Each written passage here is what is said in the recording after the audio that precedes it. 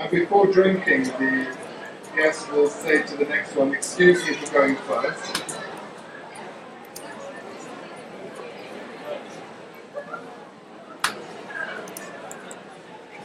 And the bowl is turned again because you don't want to drink from the front. The front is the most attractive part. And when you drink, you might leave a stain. So the front is turned away. You can drink from the side or the back. And then when you finish, you turn it back and you have a look at it. Because again, you may have never seen it before and you may never see it again. So you want to just look at the craftsmanship of the artist.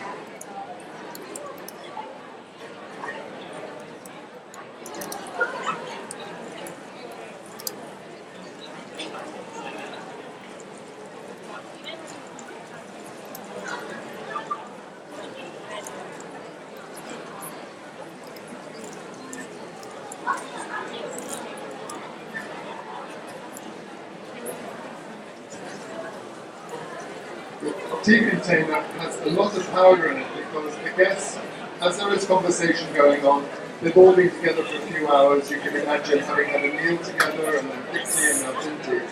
They're probably talking about various different things. So there is a lot of conversation and they may have more than one bowl each. So normally there's lots of sweets and there's lots of tea. So people can have at least 1 or 2 bowls each before the guests finally say goodbye and depart.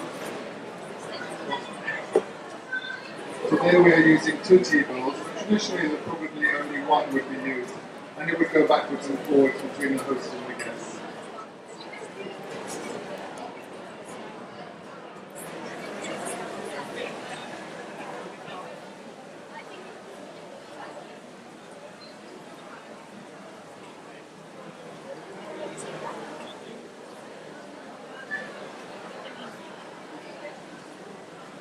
Today we have an assistant, Mrs. Fuji, but it's not always necessary. Sometimes it will just be the host and the guest, and the host will scoot forward, collect the bowl, and take it back by themselves.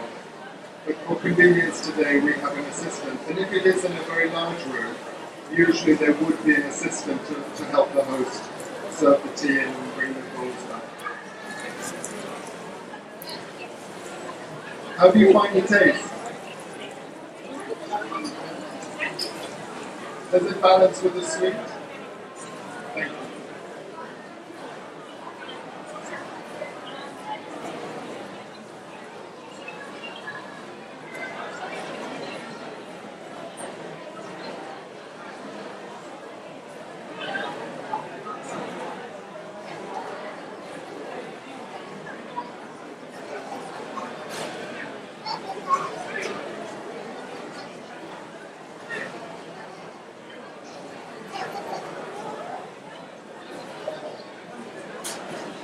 Normally 1.5 scoops of tea are put into the bowl. That's about the measure for a thin tea.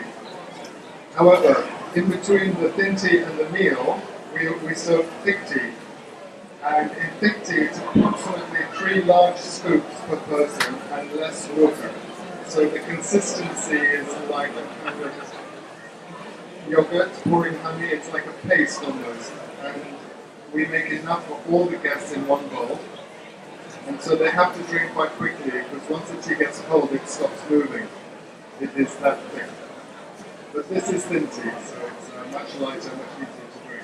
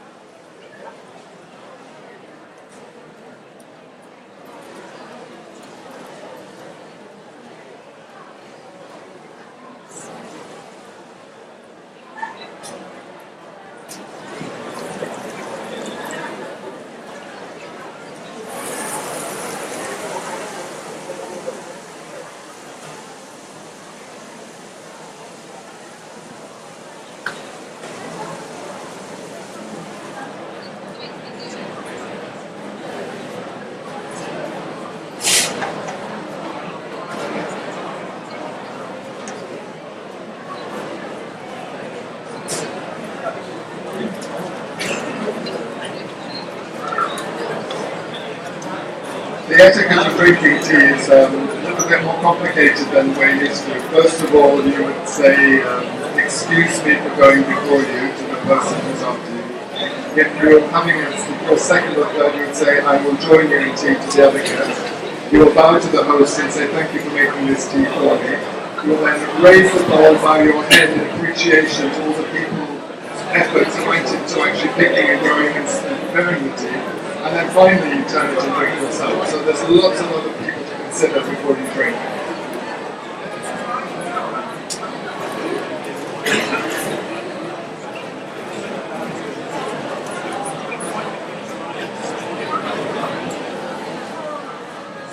And then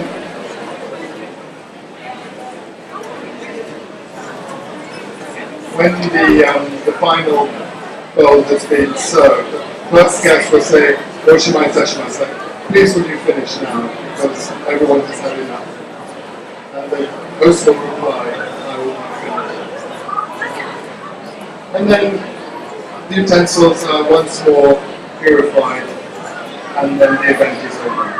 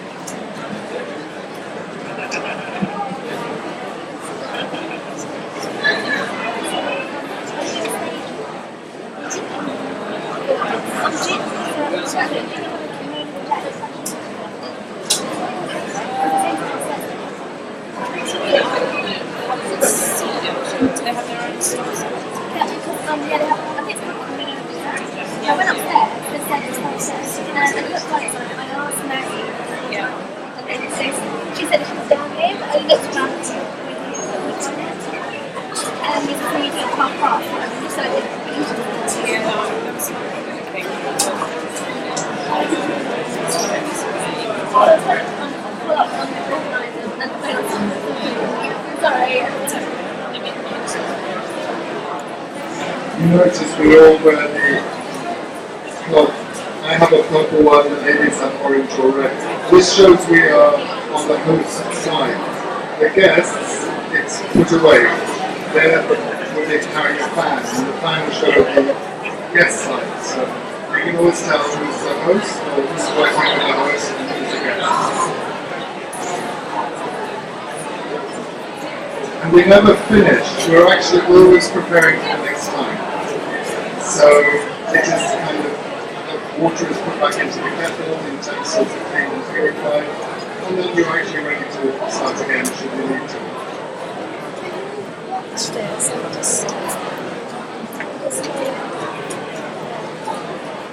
Do you need to suck it in? No, I just At a full event, at this point, the guests would often ask to see the utensils, the lacquered box for the tea and the spoon. But as this is a presentation, we shan't be doing that stage.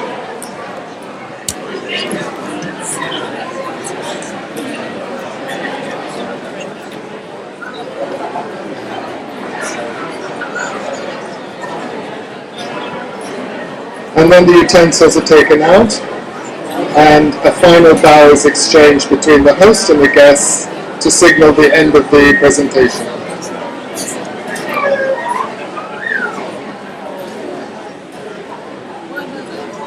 So of course this would be in the tea room, this would be the door area, and there would be a final bow. And then the presentation is over. So thank you very much for your attention. Does anyone have any questions they would like to ask? Don't be shy.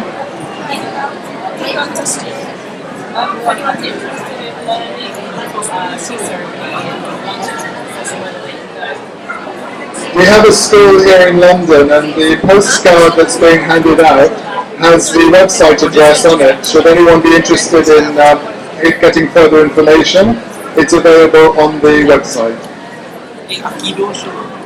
there any significance to the piece of bamboo? The piece of bamboo is used in presentations. It's a kind of a barrier. The screen around the flower vase would usually be there, but because people couldn't see, we put the bamboo as representing a barrier. But in a traditional Japanese house where you have sliding walls, sliding doors, kusuma and shoji, we would use furosaki byobu, it's called, because if you're in another room and you open the door to walk through, you see that and it would stop you from walking into the kettle, the brazier, and spilling charcoal on the tatami, which would not be a good idea. So normally we have what's called a furosaki byobu, which goes around it. If you're in a tea room, which is a plaster walls, you don't use that because it's a wall. But where in a Japanese house with a kusuma and shoji, you would put it on the corner to protect from people coming from another room. Thank you. Any other questions? Well, thank you very much indeed for your attention.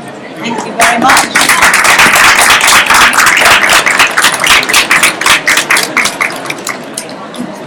I'd like to know how you learned so much about it.